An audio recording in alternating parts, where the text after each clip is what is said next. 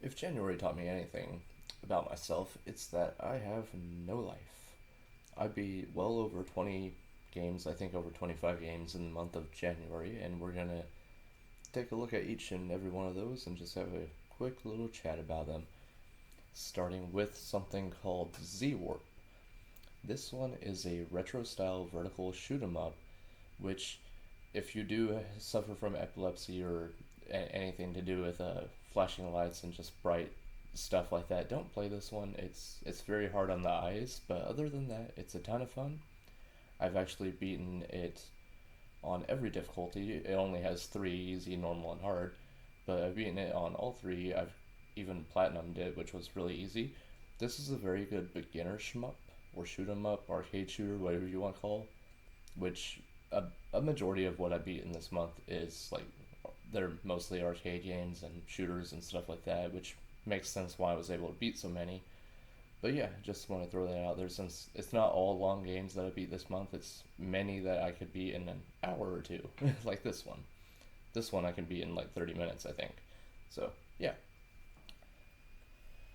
and it features a simple premise of retrieving a black box from a lost ship with gameplay focused on dodging dense enemy fire using powerful killer specials and scoring points in story or endless modes. It's praised for its accessible yet challenging gameplay and unique bomb mechanics available on platforms like PlayStation, Switch, and Xbox, so it's available on everything. And the bombs allow you to collect items, like if you have one on the other side of the wall, you can use a bomb that will somehow retrieve that item instead of blowing it up. But hey, I'm not here to ask questions, I'm just here to play. And up next is a game called In the Hunt, which is made by the Irem company. It's on Evercade. I have the Irem arcade collection on there, and this is where I played In the Hunt. I highly recommend getting an Evercade if you don't have one yet, and if you don't know what one is, I'll be making a Evercade specific video very soon. So keep an eye out for that. But if you just happen to not know what it is, it's just a great way to play physical retro games in the modern times. So highly recommend it. And in this shmup, it is a horizontal scrolling shooter where players control a submarine, the Gramvia, to fight the evil DAS organization, featuring detailed pixel graphics and multi-directional shooting. Known for its stunning visuals and gameplay similar to Metal Slug, it was ported to PlayStation, Sega Saturn, and Windows, and is available on modern consoles via blah blah blah, like I just said. So yeah, highly recommend this game. I wouldn't have beat it if it wasn't for unlimited continues. Same thing goes for a lot of these games. If I didn't have unlimited continues, there's no way in hell I would beat them. But this was a lot of fun. The visuals are incredible. It's pretty unique, but since there's not that many shoot 'em ups that take place underwater that I know of, so this was a nice change of pace instead of another space shooter. But highly recommend it, especially if you have Evercade or plan on getting one. Up next is another arcade game on the Evercade called Lightning Swords. This one is known in Japan as Kengo. It was made in 1991 and was an arcade specific game or exclusive game until an emulated version was released in 2022 for the Evercade as part of Irem Arcade 1 cartridge. Like I've said, Evercade is awesome. It's great to have physical retro games that also never existed before in physical form aside from arcades and whatnot. So, highly recommend this one. It's just a basic 2D action arcade game. It's fun, it's short, just a good time. Up next is Gate of Doom. This is another arcade game on the Evercade that I played via the can't remember. I think Data East. It doesn't say. I can't remember which collection I played this on, but I played it. It's a fun beat 'em up. Oh, Data East, yeah. Data East arcade game that blends beat 'em up and action RPG elements, featuring four heroes fighting monsters in a fantasy world to seal a demonic gate. It's known for its isometric perspective, simple two-button gameplay, and the ability to switch between characters, each with unique weapons and spells. Modern ports are available under the Johnny Turbo's arcade brand. It also has a sequel that I'll be playing probably sometime in February that looks very similar and very good as well. This is just a very fun beat 'em up that plays a bit different than most other beat 'em ups, and I couldn't recommend it enough. It was a lot of fun. Visuals are nice. I also could never beat it without unlimited continues, so there's that. Up next is a really fun one called Metal Dragon. This is a top-down action shooter that kind of, I'm trying to think, what does it play like? It plays kind of like a Kari Warriors, I guess, on NES, except Metal Dragon is not a piece of trash. It's a ton of fun. The dialogue is hilarious. It basically it doesn't play like Metal Gear, but it does make fun of Metal Gear a lot. I guess it might play like the very first one a little bit, kind of, but much better gameplay. It's just a retro run and gun with gameplay similar to Mercs or Shock Troopers. I forgot about Mercs. That's a really fun one too. The game involves intense combat featuring references to Metal Gear Solid, like I said, yeah. And it doesn't really play like them, but it does reference it a lot, and it's hilarious. It's so fun. The controls are incredible. It, I couldn't recommend this one enough as well. It's so fun. It was a ton of fun, and I'm gonna be replaying it many, many times because can't get enough of it. It's a good time. Up next, we have Combat Tribes, which is just a really good beat 'em up. It has very nice visuals and very nice sprite work. It plays very well, and I have no complaints about it. Like I want to replay it a few more times. It's a very good beat 'em up, and it's on the Technos Arcade Collection on Evercade. It features three vigilantes fighting gangs in a dystopian New York City, known for its three-player simultaneous action, unique character moves, and similar gameplay to Double Dragon. Players control characters like Berserker, Bova, and Blitz, using punches, kicks, throws, and environmental attacks to progress through 6 stages, with a Super NES port released later that added more story. I wonder how hard it is to get a hold of the Super Nintendo version. But I'm good with my arcade one for now. It's just so many of these are just so replayable. I love arcade games, they're so good. Alright, up next we have Double Dragon 2, and this one is just a very good beat 'em up as well. It's the arcade version, so it's not the NES version, which plays a bit different if I'm not mistaken.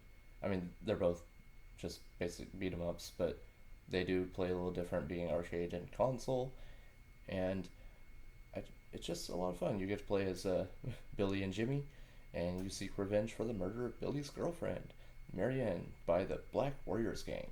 It's known for its side-scrolling action, new moves like the Sosetsu Ken, and a plot that differs significantly between the arcade and NES versions, which features co-op play and a supernatural final boss. The game was ported to many home consoles, including the NES, Genesis, and PC Engine, and it's available on Evercade as well. And then up next we have Double Dragon 3, since I did both of those around the same time. And this one is just more of 2, but with slightly better visuals and some better moves, if I remember correctly.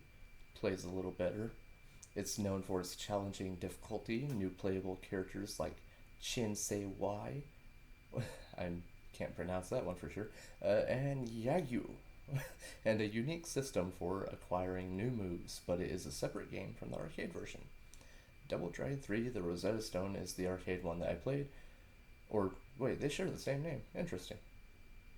Man, why did they gotta be confusing like that? The console has the same subtitle, but they are different, so there's that.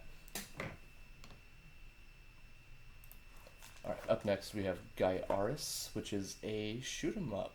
This one is horizontal, known for its impressive graphics, anime-style cutscenes, and unique weapon stealing system, where players pilot a ship to fight the terrorist group Gulfer and save a polluted Earth. It's famous for its high difficulty, requiring memorization and fast reflexes, but praised for its responsive controls, large bosses, and memorable soundtrack, making it a cult classic for shooter fans. This one, just one of the many shoot 'em ups that I've been playing. It plays very well, it's incredible, it's very difficult, and gotta have those continues. Alright, here is Zero Wing, which is another side-scrolling shooter. This one made by Toplan. I played it on the Evercade Toplan collection, and it is famous for its arcade release and later blah blah blah ports, so cool. And then all your bases are built. Players control the Zig O1 ship to fight the Cat space pirates, using a unique tractor beam to capture and fire enemies as projectiles. While considered a decent shooter, its legacy is largely defined by the infamous translation, making it a cult classic. And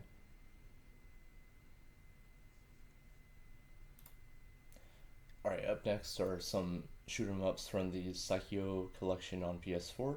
This one is Gunbird. It is a classic 1994 vertical scrolling shoot 'em up arcade game by Psycho, known for its fast paced action, colorful characters, and a story about adventurers seeking a magical mirror for their wishes. It was ported to home consoles like the Sega Saturn and PlayStation, and later re released on modern platforms like Steam and Xbox, often alongside its sequel, Gunbird 2. The game features multiple playable characters, each with unique attacks, and includes power ups for main weapons and bombs. This is one of the better ones on that collection because, like, about half of them are games I just can't beat yet. I suck at them, and then Gunbird 1, 2, and Gun Barrack I was able to beat. So, this one was tons of fun. It handles very well, and the movement of the ship is fast enough for me to dodge enemy attacks, so I like that. And then Gunbird 2 is just more of the same. It's very good as well. It's known for its comedic tone, diverse characters, and a new melee attack. Following the quest for magical potion ingredients, it was ported to Dreamcast, PS2, Switch, and PC, featuring multiple gameplay modes, including an arcade authentic Tate mode, and is praised for its fast-paced, colorful, and challenging action. Alright, Gun Barrack, or however you pronounce it, is one of the most unique games on this collection.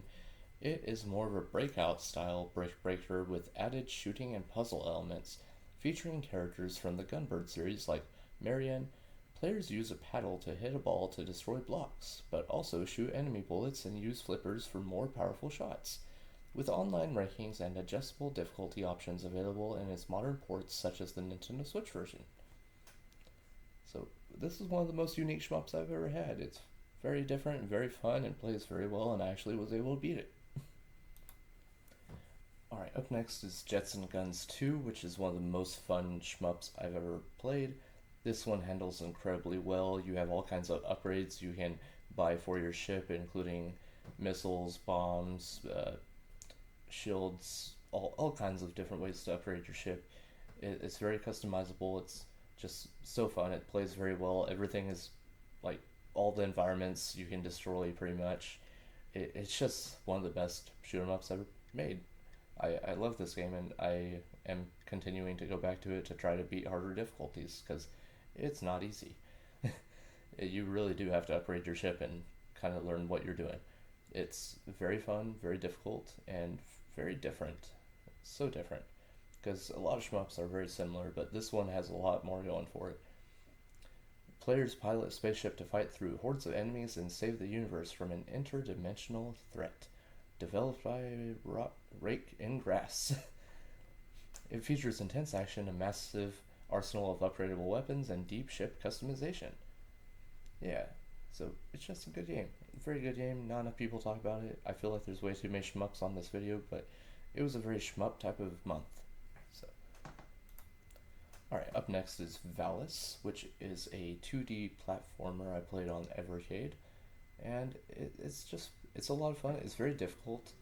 I will say that I almost thought I wouldn't be able to beat it, but I did get past the boss that was giving me trouble.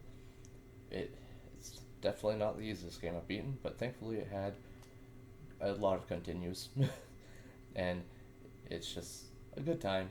I need to play through the third one and see if I can get through it, but the games feature Yuko battling monsters in bikini armor and a sailor uniform, wielding the mystical Valis sword to protect the dream world Vacante from the demon lord Roggles. The series gained popularity on various home computers and consoles like the PC Engine, NES, and Sega Genesis, and has seen modern releases on platforms like the Switch.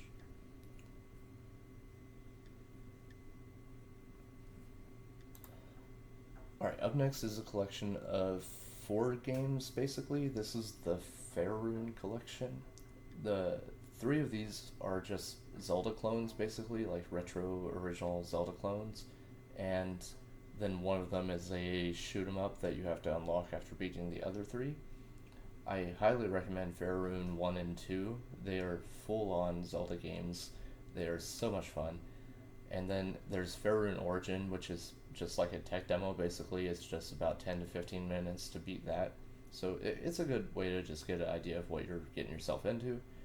But then 1 and 2 are full games, and then Faerun Blast is just a short 2-minute trial of a shoot 'em up to see, like, it's just a score attack basically. It's really fun, but I don't see how those people in the top of the scores got the scores they got, because I can only get like 200,000 when some of them have 400,000. So I might practice that more, but I don't know. The Zelda games on this collection were everything on it to me. They were great. The puzzles were really good. Actually made my head hurt a few times. I had to look up stuff a couple times, and that was very difficult because there's not much information online about these games. I'm guessing no one's really played them, but they are definitely worth playing, and I wish more people would, because I just feel like they need to be highlighted more. They are a lot of fun. I'm so glad I actually opened my copy up recently and played them. Up next is another 2D platformer game. This one's called Saga of Sins. It has some Metroidvania elements, but it's not really a Metroidvania in my opinion.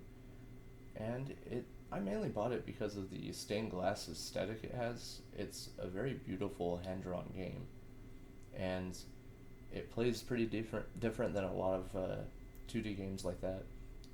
You just have to go around town and hop into corrupted people's minds, and that's where the 2D action platforming happens. They're very fun, very different. I highly recommend it. I just feel like no one really talks about this game. No one knows about it. It's a very good game, and it is, on here it doesn't really say much more than I've said. The stained glass art style is beautiful. You play as the cleric Cecil, who enters people's minds to fight the seven deadly sins plaguing his village. It's also a really short game. You can beat it in only about 4 to 5 hours. Not 45, 4 to 5. Trying not to slur my words too much. But yeah, it's just a very unique 2D platformer. I wish more people would try it.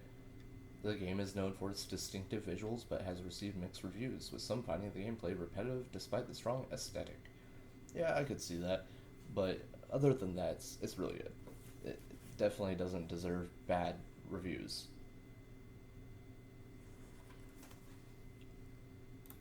Alright, up next is Akai Katana Shin. This is another shoot 'em up, and it is a ton of fun. It's a very anime shoot 'em up. It also is a cave shooter if you played any of their stuff, which I've always heard good things about. But I think this is the first cave shooter I've actually played, to my knowledge, since I'm kind of new to the genre. Didn't realize how much I love the genre until recently. But it is a Japanese-inspired horizontal scrolling bullet hell shoot 'em up game by Cave, set in a fictional Taisho-era Japan where players fight an empire using powerful blood swords and fighter planes. Originally released in arcades in 2010, it was later ported to the 360 as Akai Katana Shin, which added new modes and HD support, and subsequent versions for modern consoles and PC have bundled the original arcade game Shin and Zetsu, a balanced version. Together, the gameplay features a unique soul shift mechanic, allowing players to transform their ship into a giant ninja to unleash powerful katana attacks that clear bullets and earn massive points. Alright, up next we have Snow Bros. This is going to be the last arcade game on this list, I think. And this is just a 2D platformer where you just try to turn the enemies into snowballs and then make them fly around the screen to try to kill other enemies. It's very fun. It's very unique. The visuals are adorable. It's so fun. Very surprising game. I didn't think it was going to be for me, but I just plowed through it pretty quick. It's another Toplan game. I've learned the Toplan collection on Evercade is really good. It has a lot of good games on it. And players control snowmen brothers Nick and Tom, who throw snowballs to trap enemies and kick them to defeat them, aiming to rescue princesses from the evil King Arctic. The game is known for simple, addictive gameplay which involves creating chain reactions by rolling snowballs into other enemies and has seen modern remakes and ports to various platforms like the Switch, featuring updated graphics and new levels. Cool. I should look into getting that version, see what the new levels are like. Alright, up next we finally have a much bigger game. This is Paper Mario on N64. This is my first time playing through it. I grew up on the Thousand Year Door, so I know that game like the back of my hand, but I had never played the 64 version until now, and I had a great time. Thousand Year Door I still like a little more in some ways, like the partners are a little better written and have actual personalities, but Paper Mario N64 was a great stepping stone. It's so good. It was so much better than I expected. I don't know why I thought it wasn't going to be as good as I thought, like, as it actually was, but it surprised me. I had such a good time. I had trouble putting it down some days, and there's just so much to collect. There's so much to explore. The gameplay is fantastic. If you haven't played a Paper Mario game, it's just some of the best RPGs ever. At least the first two were. Everything after that doesn't count. But yeah, just really, more people need to play this. I'm so glad I have the authentic copy on 64 because it's not a very cheap game anymore.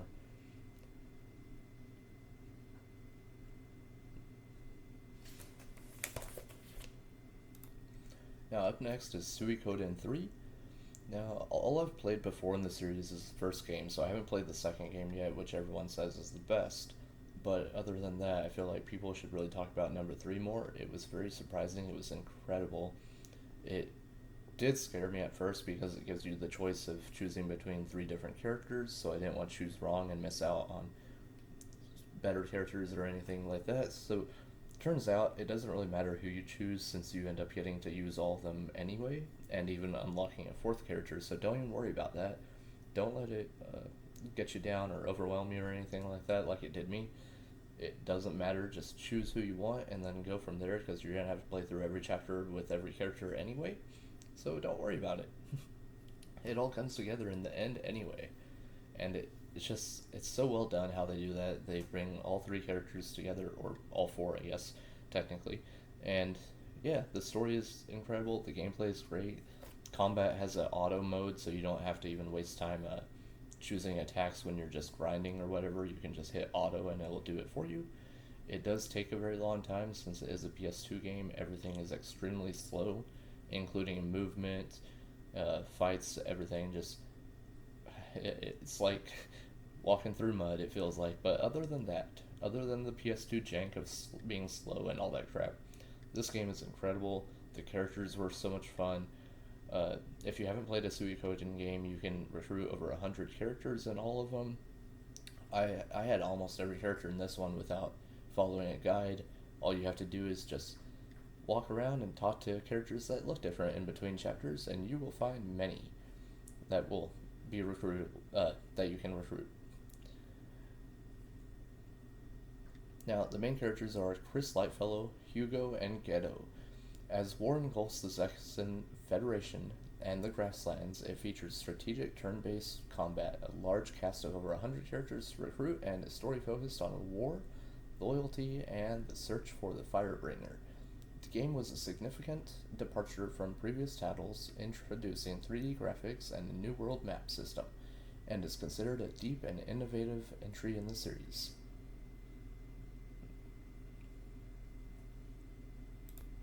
Alright, up next is The Messenger, which is a retro-inspired action platformer by Sabotage Studio that starts as a linear 8-bit ninja adventure and evolves into a time-traveling Metroidvania with 16-bit visuals featuring tight controls, acrobatic gameplay, and a humorous story.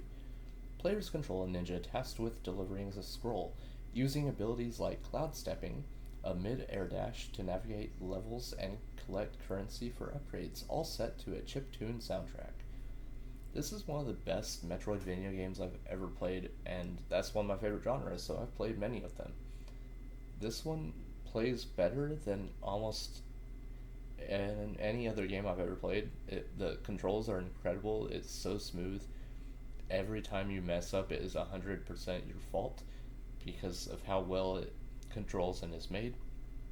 It's just I can't think of anything negative to say about it other than maybe the difficulty, because some of the platforming sections, especially later in the game, are extremely difficult.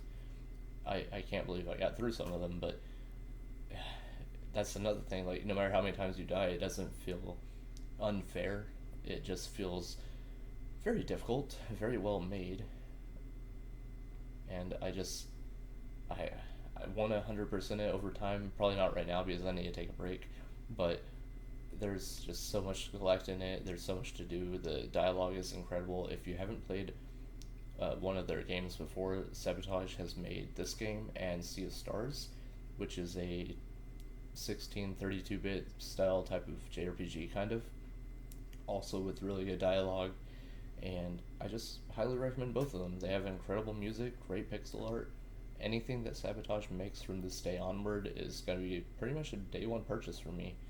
I have full faith in them. They are incredible so far. I can't believe they only have 2 games out, but I love both of them, and I've beaten both of them now. So, yeah, just play this game if you haven't. It's so good. Alright, the final game on today's list will be Mighty Gunvolt.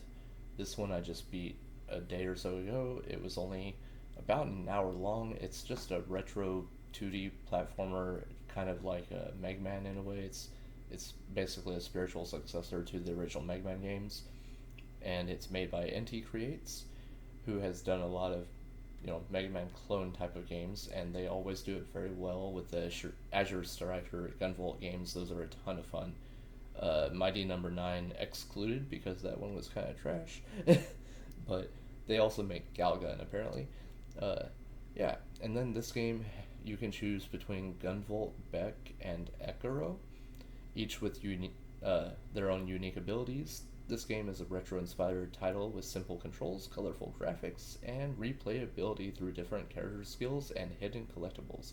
With a sequel, Mighty Gunvolt Burst, which I am currently working on, it's just about twice as long, has more stages, is very difficult, and I will probably beat it within the next few days. But with that being said, I think that's all the games I'll have for this month, considering today's the last day of the month. I don't think I'll beat another one today, especially since I'm kind of tired. But yeah, I will see you all next time. Hope you have a great day.